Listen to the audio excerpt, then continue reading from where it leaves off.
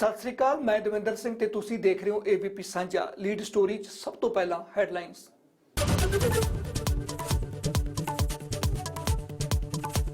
नहीं रहे CDS Bipin Rawat. Helicopter हादसे ਦੇ ਵਿੱਚ ਬਿਪਿਨ ਰਾਵਤ ਸਮੇਤ ਉਹਨਾਂ ਦੀ ਪਤਨੀ ਦੀ ਹੋਈ ਮੌਤ। ਤਾਮਿਲਨਾਡੂ ਦੇ ਕਨੂਰ ਦੇ ਵਿੱਚ ਫੌਜੀ ਹੈਲੀਕਾਪਟਰ ਦੇ ਕ੍ਰੈਸ਼ ਹੋਣ ਨਾਲ 13 ਲੋਕਾਂ ਦੀ ਹੋਈ ਮੌਤ ਦੀ ਪੁਸ਼ਟੀ। किसानी अंदोलन के घर वापसी का राह होया पद्धरा। संयुक्त किसान मोर्चे ने केंद्र सरकार के नवे प्रस्ताव नाल जताई सहमति। वीरवार नूं अधिकारिक चिट्ठी तो बाद हो सकता है वड्डा ऐलान।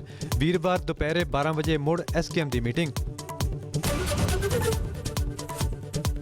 दूजे दिन भी सूबे भर विच रोडवेज का रहा चक्का जाम। हर बस स्टैंड के विच यात्री होंदे रहे परेशान। पन बस और पीआरटीसी के 8000 कच्चे मुलाजमां की है अणमिथे समय लिए हड़ताल। पक्का करन समेत तनख्वाह वधाउण की हो रही है मंग। ਅੰਮ੍ਰਿਤਸਰ एयरपोर्ट तो मिले 2 कोरोना पॉजिटिव मरीज। ओमिक्रॉन के मद्देनज़र ਵਧਾਈ गई सख्ती। पंजाब के सेहत मंत्री का दावा कोरोना की तीजी लहर ਲਈ विभाग तैयार। 1 महीने ਵਿੱਚ वैक्सीनेशन का भी होवेगा टीचा पूरा। देश भर ਵਿੱਚ ਮਨਾਇਆ ਗਿਆ श्री गुरु तेग बहादुर जी का शहीदी दिहाड़ा। सवेर तो ही गुरु घरों ਵਿੱਚ नतमस्तक हुई संगत। आनंदपुर साहब नतमस्तक होए मुख मंत्री चन्नी। विरासते खालसा ਵਿੱਚ कई प्रोजेक्टों की की शुरुआत। देश के पहले सीडीएस जनरल बिपिन रावत की मौत हो गई है। एक हैलीकॉप्टर हादसे में जनरल बिपिन रावत उन्हां दी पत्नी सने 13 लोगों की जान चली गई। हैलीकॉप्टर में कुल 14 लोग सवार सन। यह हादसा तमिलनाडु के कनूर च वापरिया है।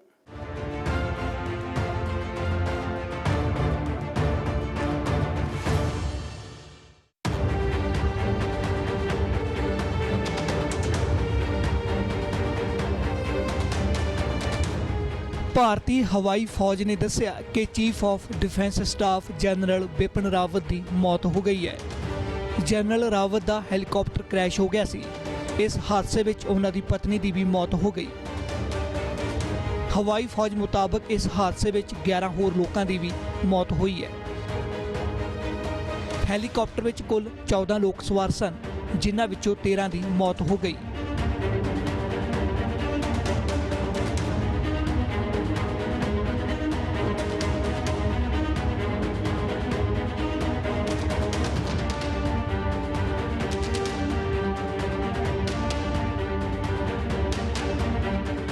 ਤਾਮਿਲਨਾਡੂ ਦੇ ਕਨੂਰ ਵਿੱਚ ਬੁੱਧਵਾਰ ਨੂੰ ਸੈਨਾ ਦਾ ਇੱਕ ਹੈਲੀਕਾਪਟਰ ਕ੍ਰੈਸ਼ ਹੋ ਗਿਆ, ਜਿਸ ਵਿੱਚ ਦੇਸ਼ ਦੇ chief of defence staff general Bipin Rawat ਮੌਜੂਦ ਸਨ। ਇਸ ਹਾਦਸੇ ਸਮੇਂ MI-17V5 ਹੈਲੀਕਾਪਟਰ ਵਿੱਚ ਕੁੱਲ 14 ਲੋਕ ਸਵਾਰ ਸੀ।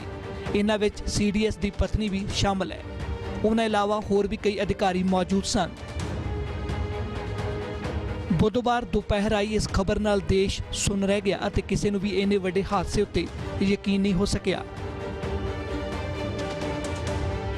तस्वीरां तो हादसे का अंदाजा लाया जा सकता है। क्रैश वाली थां उत्ते वड्डे दरख्त डिगे पए ने। हैलीकाप्टर का मलबा पिया सी। हैलीकाप्टर के मलबे विच अग लगी हुई सी। आस पास के लोग अग बुझाउण दी जिवें किवें कोशिश कर रहे सी। हादसे के कुछ ही देर बाद स्थानक प्रशासन और लोगों ने ਜ਼ਖਮੀਆਂ ਨੂੰ ਤਤਕਾਲ ਹਸਪਤਾਲ ਪਹੁੰਚਾਇਆ।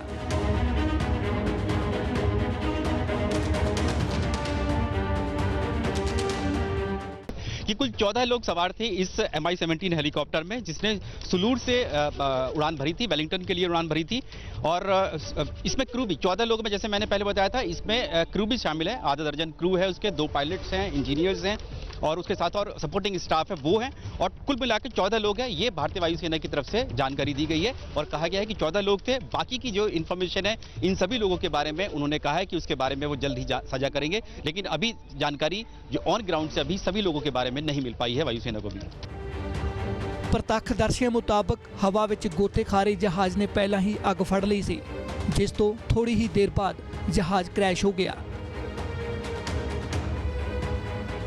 लगातार हम जो जानकारी दे रहे हैं वो लोकल लोगों और लोकल अथॉरिटीज की तरफ से जो जानकारी सामने आ रही है। आई विटनेसेस से वहां पे जो बात हो रही है तो वो सीधे तौर पर ये बता रहे हैं कि जब उन्होंने इस हेलीकॉप्टर को देखा तो पहले ही आग पकड़ चुकी थी और आग पकड़ने के कुछ देर बाद ये क्रैश हो गया। तो सीधे तौर पर जो आई विटनेसेस का कहना है वो यही कह रहे हैं कि पहले जो है हेलीकॉप्टर ने आग पकड़ी थी और उसके बाद जो है ये क्रैश हुआ। सीधे तौर पर ये बड़ी जानकारी सामने आ रही है। लोकल जो आई विटनेसेस है वहां पे जो लगातार वहां पर बता रहे हैं, जिन लोगों ने ये हादसा पूरा अपनी आंखों के सामने होते हुए देखा है, उनका यही कहना है कि क्रैश जो है वो बाद में हुई थी और जिस तरह से आग क्योंकि इस हेलीकॉप्टर ने पकड़ ली थी, उसके बाद जो है एक तरह से बैलेंस इसका नहीं हो पाया और उसके बाद सीधे उन्होंने इस हेलीकॉप्टर को जो है क्रैश होते देखा है, जिसमें 14 लोग सवार थे।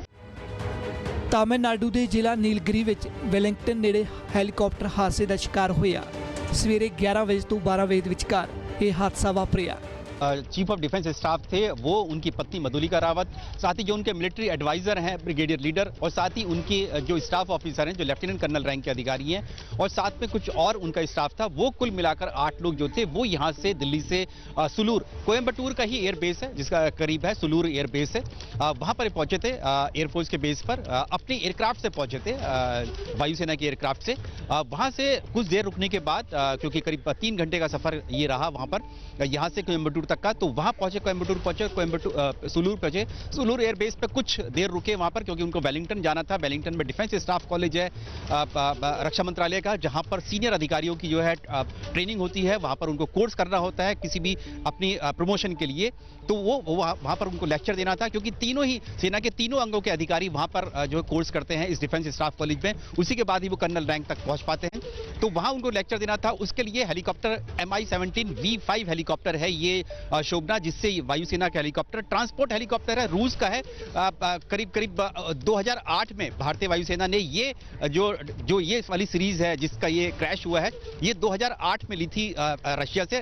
करार हुआ था 80 हेलीकॉप्टर्स का MI-17 V5 का, जो कि V5 काफी ज्यादा एडवांस हेलीकॉप्टर है और ये दिन और रात और हर मौसम में ये उड़ान भर सकता है। तो वहां से ये उड़ान भरी CDS जनरल बिपिन रावत ने, और कुल 14 लोग इसमें सवार हुए इस MI-17 हेलीकॉप्टर में वेलिंगटन जाने के लिए, जिसमें उनकी पत्नी भी मौजूद थी, जैसे कि जानकारी मिल रही है वो मौजूद थी, और बाकी जो 8 लोग ये और बाकी 6 लोग जो थे क्रू मेंबर्स थे जो एयरफोर्स के थे, जिसमें 2 पायलट थे और बाकी उनका जो स्टाफ था, ये कुल 14 लोग जो सवार हुए। कुछ देर बाद ही जैसे ही ये कुन्नूर की पहाड़ियों के पास पहुंचा, वेलिंगटन, क्योंकि कुन्नूर और ऊटी के बिल्कुल करीब में वेलिंगटन ये डिफेंस स्टाफ कॉलेज है, वहां पर पहुंचना था। वहां पर जाके ये क्रैश हो गया।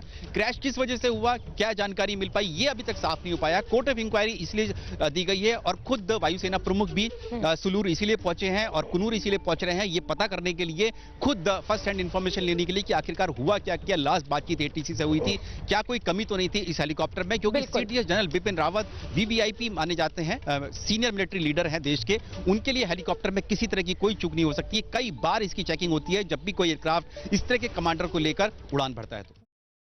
ਜਨਰਲ ਬਿਪਿਨ ਰਾਵਤ ਦੀ ਮੌਤ ਬਾਅਦ ਦੇਸ਼ ਦੇ ਵਿੱਚ ਸੋਗ ਦੀ ਲਹਿਰ ਹੈ। ਵੱਖ-ਵੱਖ ਹਸਤੀਆਂ ਨੇ ਜਨਰਲ ਬਿਪਿਨ ਰਾਵਤ ਦੀ ਮੌਤ ਤੇ ਦੁੱਖ ਜਤਾਇਆ ਹੈ। ਬ੍ਰੇਕ ਤੋਂ ਬਾਅਦ ਗੱਲ ਕਰਦੇ ਹਾਂ।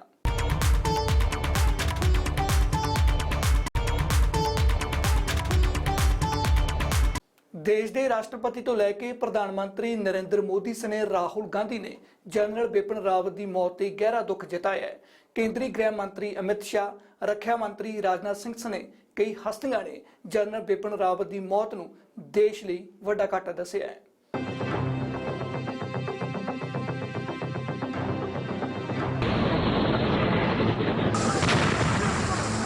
Chief of defence staff general Bipin Rawat ਨੂੰ ਲੈ ਕੇ ਜਾ ਰਿਹਾ ਹੈਲੀਕਾਪਟਰ ਤਾਮਿਲਨਾਡੂ ਦੇ ਕੁਨੂਰ ਨੇੜੇ ਹਾਦਸਾਗ੍ਰਸਤ ਹੋ ਗਿਆ। ਭਾਰਤੀ ਹਵਾਈ ਫੌਜ ਨੇ ਟਵੀਟ ਕਰਕੇ ਜਾਣਕਾਰੀ ਦਿੱਤੀ ਕਿ ਜਨਰਲ ਬਿਪਿਨ ਰਾਵਤ, ਸ਼੍ਰੀਮਤੀ ਮਧੁਲਿਕਾ ਰਾਵਤ ਅਤੇ ਜਹਾਜ਼ ਵਿੱਚ ਸਵਾਰ 11 ਹੋਰ ਵਿਅਕਤੀਆਂ ਦੀ ਇਸ ਮੰਦਭਾਗੀ ਦੁਰਘਟਨਾ ਵਿੱਚ ਮੌਤ ਹੋ ਗਈ ਹੈ। ਸਾਰੇ ਪਾਸੇ ਸੋਗ ਦੀ ਲਹਿਰ ਹੈ। ਬਿਪਿਨ ਰਾਵਤ ਦੀ ਮੌਤ ਮਗਰੋਂ ਪ੍ਰਧਾਨ ਮੰਤਰੀ, ਰਾਸ਼ਟਰਪਤੀ ਸਣੇ ਰਾਹੁਲ ਗਾਂਧੀ ਤੋਂ ਇਲਾਵਾ ਸਿਆਸੀ ਪਾਰਟੀਆਂ ਦੇ ਲੀਡਰਾਂ ਦੇ ਨਾਲ ਹਰ ਖੇਤਰ ਦੇ ਲੋਕਾਂ ਨੇ ਦੁੱਖ ਦਾ ਪ੍ਰਗਟਾਵਾ ਕੀਤਾ ਹੈ। ਰਾਸ਼ਟਰਪਤੀ ਰਾਮਨਾਥ ਕੋਵਿੰਦ ਨੇ ਦੁੱਖ ਪ੍ਰਗਟਾਉਂਦੇ ਹੋਏ ਕਿਹਾ, ਮੈਂ ਜਨਰਲ ਬਿਪਿਨ ਰਾਵਤ ਅਤੇ ਉਹਨਾਂ ਦੀ ਪਤਨੀ ਮਧੁਲਿਕਾ ਜੀ ਦੇ ਵਿਵਕਤੇ ਦੇਹਾਂਤ ਤੇ ਸਦਮੇ ਵਿੱਚ ਹਾਂ ਅਤੇ ਦੁਖੀ ਹਾਂ। ਦੇਸ਼ ਨੇ ਆਪਣਾ ਇੱਕ ਬਹਾਦਰ ਪੁੱਤ ਗਵਾ ਦਿੱਤਾ ਹੈ। ਮਾਤ ਭੂਮੀ ਲਈ ਉਸ ਦੀ 4 ਦਹਾਕਿਆਂ ਦੀ ਨਿਰਸਵਾਰਥ ਸੇਵਾ ਬੇਮਿਸਾਲ ਬਹਾਦਰੀ ਦਰਸਾਉਂਦੀ ਹੈ। ਉਸ ਦੇ ਪਰਿਵਾਰ ਨਾਲ ਮੇਰੀ ਸੰਵੇਦਨਾ। ਪ੍ਰਧਾਨ ਮੰਤਰੀ ਨਰਿੰਦਰ ਮੋਦੀ ਨੇ ਇਸ ਹਾਦਸੇ ਤੇ ਦੁੱਖ ਜ਼ਾਹਿਰ ਕਰਦਿਆਂ ਕਿਹਾ, ਮੈਂ ਤਾਮਿਲਨਾਡੂ ਵਿੱਚ ਹੋਏ ਹੈਲੀਕਾਪਟਰ ਹਾਦਸੇ ਤੋਂ ਬਹੁਤ ਦੁਖੀ ਹਾਂ, ਜਿਸ ਵਿੱਚ ਅਸੀਂ ਜਨਰਲ ਬਿਪਿਨ ਰਾਵਤ, ਉਹਨਾਂ ਦੀ ਪਤਨੀ ਅਤੇ ਹਥਿਆਰਬੰਦ ਬਲਾਂ ਦੇ ਹੋਰ ਜਵਾਨਾਂ ਨੂੰ ਗਵਾ ਦਿੱਤਾ ਹੈ। ਉਹਨਾਂ ਨੇ ਪੂਰੀ ਲਗਨ ਨਾਲ ਭਾਰਤ ਦੀ ਸੇਵਾ ਕੀਤੀ। ਮੇਰੇ ਵਿਚਾਰ ਦੁਖੀ ਪਰਿਵਾਰਾਂ ਦੇ ਨਾਲ ਨੇ। ਰੱਖਿਆ ਮੰਤਰੀ ਰਾਜਨਾਥ ਸਿੰਘ ਨੇ ਟਵੀਟ ਕਰਕੇ ਕਿਹਾ, ਤਾਮਿਲਨਾਡੂ ਵਿੱਚ ਅੱਜ ਇੱਕ ਬਹੁਤ ਹੀ ਮੰਦਭਾਗੀ ਹੈਲੀਕਾਪਟਰ ਹਾਦਸੇ ਵਿੱਚ chief of defence staff general Bipin Rawat, ਉਹਨਾਂ ਦੀ ਪਤਨੀ ਅਤੇ 11 ਹੋਰ ਹਥਿਆਰਬੰਦ ਬਲਾਂ ਦੇ ਜਵਾਨਾਂ ਦੀ ਅਚਾਨਕ ਮੌਤ ਤੋਂ ਬਹੁਤ ਦੁਖੀ ਹਾਂ। ਉਹਨਾਂ ਦੀ ਬੇਵਕਤੀ ਮੌਤ ਸਾਡੀਆਂ ਹਥਿਆਰਬੰਦ ਸੈਨਾਵਾਂ ਤੇ ਦੇਸ਼ ਲਈ ਨਾ ਪੂਰਾ ਹੋਣ ਵਾਲਾ ਕੱਟ ਹੈ। ਗ੍ਰਹਿ ਮੰਤਰੀ ਅਮਿਤ ਸ਼ਾਹ ਨੇ ਕਿਹਾ, ਰਾਸ਼ਟਰ ਲਈ ਇੱਕ ਬਹੁਤ ਹੀ ਦੁਖਦਾਈ ਦਿਨ ਹੈ ਕਿਉਂਕਿ ਅਸੀਂ ਆਪਣੇ CDS ਜਨਰਲ ਬਿਪਿਨ ਰਾਵਤ ਜੀ ਨੂੰ ਇੱਕ ਬਹੁਤ ਹੀ ਦੁਖਦਾਈ ਹਾਦਸੇ ਵਿੱਚ ਗਵਾ ਦਿੱਤਾ ਹੈ। ਉਹ ਬਹਾਦਰ ਸਿਪਾਹੀਆਂ ਵਿੱਚੋਂ ਇੱਕ ਸਨ ਜਿਨ੍ਹਾਂ ਨੇ ਮਾਤ ਭੂਮੀ ਦੀ ਪੂਰੀ ਤਨਦੇਹੀ ਨਾਲ ਸੇਵਾ ਕੀਤੀ। ਉਸ ਦੇ ਮਿਸਾਲੀ ਯੋਗਦਾਨ ਅਤੇ ਵਚਨਬੱਧਤਾ ਨੂੰ ਸ਼ਬਦਾਂ ਵਿੱਚ ਬਿਆਨ ਨਹੀਂ ਕੀਤਾ ਜਾ ਸਕਦਾ। ਮੈਂ ਬਹੁਤ ਦੁਖੀ ਹਾਂ। ਰਾਹੁਲ ਗਾਂਧੀ ਨੇ ਟਵੀਟ ਕਰਕੇ ਕਿਹਾ, ਮੈਂ ਜਨਰਲ ਬਿਪਿਨ ਰਾਵਤ ਅਤੇ ਉਹਨਾਂ ਦੀ ਪਤਨੀ ਦੇ ਦੇਹਾਂਤ ਮਗਰੋਂ ਪਰਿਵਾਰ ਪ੍ਰਤੀ ਸੰਵੇਦਨਾ ਪ੍ਰਗਟ ਕਰਦਾ। ਇਹ ਇੱਕ ਦੁਖਾਂਤ ਹੈ ਅਤੇ ਸੌਖੇ ਸਮੇਂ ਵਿੱਚ ਸਾਡੇ ਵਿਚਾਰ ਉਹਨਾਂ ਦੇ ਪਰਿਵਾਰ ਨਾਲ ਨੇ। ਆਪਣੀ ਜਾਨ ਗਵਾਉਣ ਵਾਲੇ ਬਾਕੀ ਸਾਰੇ ਲੋਕਾਂ ਨਾਲ ਵੀ ਦਿਲੀ ਹਮਦਰਦੀ। ਭਾਰਤ ਇਸ ਦੁੱਖ ਵਿੱਚ ਇਕਮੁੱਠ ਹੈ। ਉੱਤਰਾਖੰਡ ਦੇ ਮੁੱਖ ਮੰਤਰੀ ਪੁਸ਼ਕਰ ਸਿੰਘ ਧਾਮੀ ਨੇ ਜਨਰਲ ਬਿਪਿਨ ਰਾਵਤ ਦੀ ਮੌਤ ਉੱਤੇ ਦੁੱਖ ਜਤਾਇਆ। ਉਹਨਾਂ ਇਸ ਨੂੰ ਕਦੇ ਨਾ ਪੂਰਾ ਹੋਣ ਵਾਲਾ ਘਾਟਾ ਦੱਸਿਆ। हमारे लिए बहुत बड़े दुख हमारे सामने आया है और बहुत हमारी अपूर्णीय क्षति हुई है। जनरल बिपिन रावत जी के जाने से उनकी मृत्यु का जैसे ही संदेश मिला है, सारे उत्तराखंड वासी, पूरे भारतवासी सब बहुत दुखी हैं। उनका जाना निश्चित रूप से एक बहुत बड़ी क्षति है जिसकी पूर्ति नहीं हो सकती। बीजेपी, कांग्रेस ने तमाम पार्टियों के लीडर ने जनरल बिपिन रावत की मौत पर गहरा दुख जताया। उनकी और उनकी साथियों की, उनके साथ उनकी पत्नी की, सबकी सदन में शोक मनाना जाएगी, जैसे कि हम मनाते हैं, सदन के अंदर शोक मनाते हैं। तो सुनने के बाद मैं वापस घर लौटे तहे दिल से कहता हूं कि इतने एक सज्जन ईमानदार इंसान मेरे साथ इतना रिश्ता बन गए थी और इतना अच्छा रिश्ता हमारा नसीब में थे, वो आज मुझे खोना पड़ा। ये बड़ी दुख की बात है। पंजाब के मुख्यमंत्री चरणजीत सिंह चन्नी ने भी इस दुखद हादसे ते ट्वीट किया है। Chief of defence staff general Bipin Rawat, उन्हां दी पत्नी अते 11 होर हथियारबंद बलों के जवानों के कनूर, तमिलनाडु नेड़े एक बहुत ही मंदभागे अते दुखदाई हादसे विच देहांत ते मेरी डूंगी संवेदना, मेरे विचार अते प्रार्थनावां परिवार नाल ने। हादसा तो बहुत ख़तरनाक था और ऐसा होना नहीं चाहिए था, लेकिन हो तो गया। और अभी हम लोग 10 दिन पहले ही उनसे मुलाकात किए थे। दशहरा में उनके साथ में बैठ करके हम लोगों ने दशहरा का कार्यक्रम भी किया था। हमारी बेटी ने जो शस्त्र पूजन है वो जिया जी के साथ में मिल के किया था। तो आज इतना क्लोज रिश्ता था हमारा उनका और लगातार बात होती रहती है। कल ही बात हुई थी हमारी। ये जो लॉस हुआ है, ये सब ये हमारा लॉस तो हम अपने आप को कम मानेंगे, पर हम तो ये मानते हैं कि जो देश के लिए उन्होंने किया और जितनी अच्छी उनकी देश की सोच थी और फौज की सोच थी, वो दोबारा हमको तो ऐसा मुश्किल है मिलना। दुखद घटना बाद कैबिनेट की सुरक्षा मामलों की समिति की बैठक भी हुई।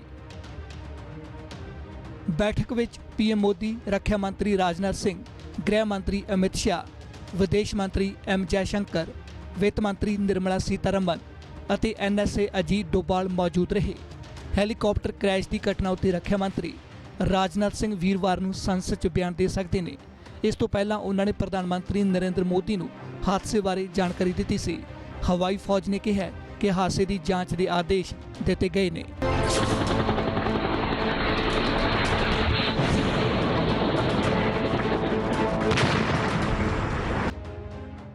एक होर ब्रेक ਲਈ ਰੁਕਦੇ ਹਾਂ ਤੇ ब्रेक तो बाद जनरल बिपिन रावत की शख्सियत बारे जानांगे।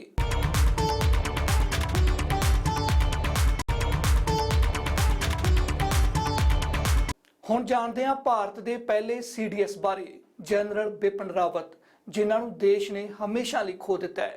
ਦੇਸ਼ ਸੇਵਾ ਵਿੱਚ ਪਾਇਆ ਯੋਗਦਾਨ ਜਿਨ੍ਹਾਂ ਨੂੰ ਅੱਜ ਹਰ ਕੋਈ ਯਾਦ ਕਰ ਰਿਹਾ ਹੈ।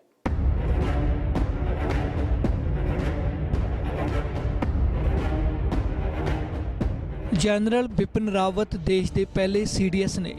CDS का काम है थल सेना, हवाई सेना ते नौ सेना तिन्नां दे विच तालमेल बिठाउणा है। ਵਿਪਿਨ ਰਾਵਤ ਦਾ ਜਨਮ 16 ਮਾਰਚ 1958 ਨੂੰ ਉੱਤਰਾਖੰਡ ਦੇ ਪੌੜੀ ਗੜਵਾਲ ਜ਼ਿਲ੍ਹੇ ਵਿੱਚ ਚੌਹਾਨ ਰਾਜਪੂਤ ਪਰਿਵਾਰ ਵਿੱਚ ਹੋਇਆ। ਇਹ ਪਰਸਈ ਪ੍ਰਸਾਰਾ ਰਾਵਤ ਨੇ ਜੋ ਗੜਵਾਲ ਦੇ ਉੱਤਰਾਖੰਡ ਦੇ ਚੌਹਾਨ ਰਾਜਪੂਤਾਂ ਦੀ ਸ਼ਾਖਾ ਹੈ।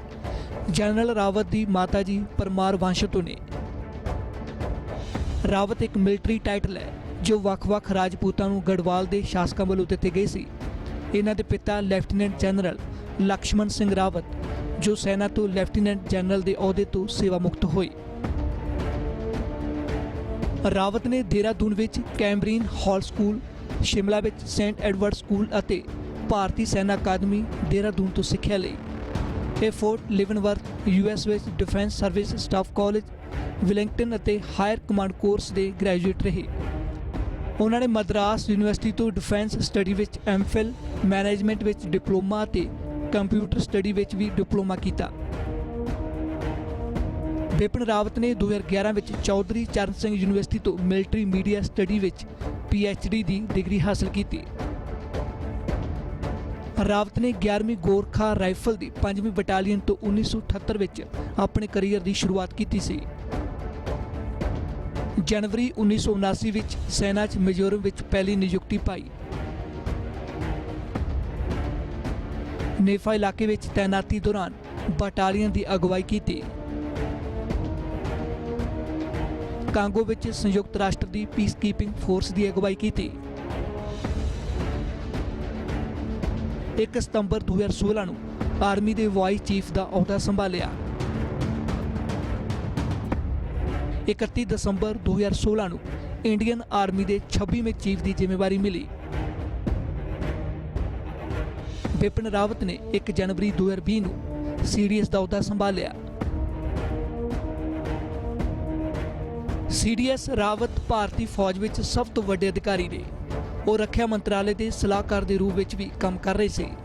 ਆਰਮੀ ਦੇ ਹਥਿਆਰਾਂ ਨੂੰ ਅਪਗ੍ਰੇਡ ਕਰਨ ਲਈ ਸਟ੍ਰੈਟੇਜਿਕ ਪਾਰਟਨਰਸ਼ਿਪ ਮਾਡਲ ਤੇ ਵਿਪਿਨ ਰਾਵਤ ਦੀ ਨਿਗਰਾਨੀ ਵਿੱਚ ਕੰਮ ਚੱਲ ਰਿਹਾ ਹੈ। ਇਸ ਮਾਡਲ ਦੇ ਤਹਿਤ ਸਰਕਾਰ ਨੇ ਪ੍ਰਾਈਵੇਟ ਕੰਪਨੀਆਂ ਨੂੰ ਵਿਦੇਸ਼ੀ ਹਥਿਆਰ ਨਿਰਮਾਤਾ ਦੇ ਨਾਲ ਮਿਲ ਕੇ ਫਾਈਟਰ ਜੈਟ, ਹੈਲੀਕਾਪਟਰ ਅਤੇ ਟੈਂਕਾਂ ਨੂੰ ਸਾਂਝੇ ਤੌਰ ਉੱਤੇ ਬਣਾਉਣ ਦੀ ਆਗਿਆ ਦਿੱਤੀ ਸੀ।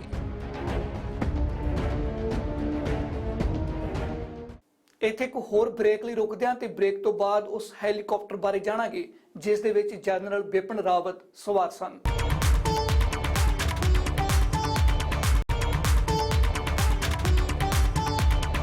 ਹੁਣ ਉਸ ਹੈਲੀਕਾਪਟਰ ਬਾਰੇ ਜਾਣਦੇ ਹਾਂ ਜਿਸ ਵਿੱਚ ਦੇਸ਼ ਦੇ ਪਹਿਲੇ CDS ਜਨਰਲ ਵਿਪਿਨ ਰਾਵਤ ਸਵਾਰ ਸਨ। ਜਨਰਲ ਵਿਪਿਨ ਰਾਵਤ ਦੀ ਇਹ ਆਖਰੀ ਉਡਾਨ ਰਹੀ।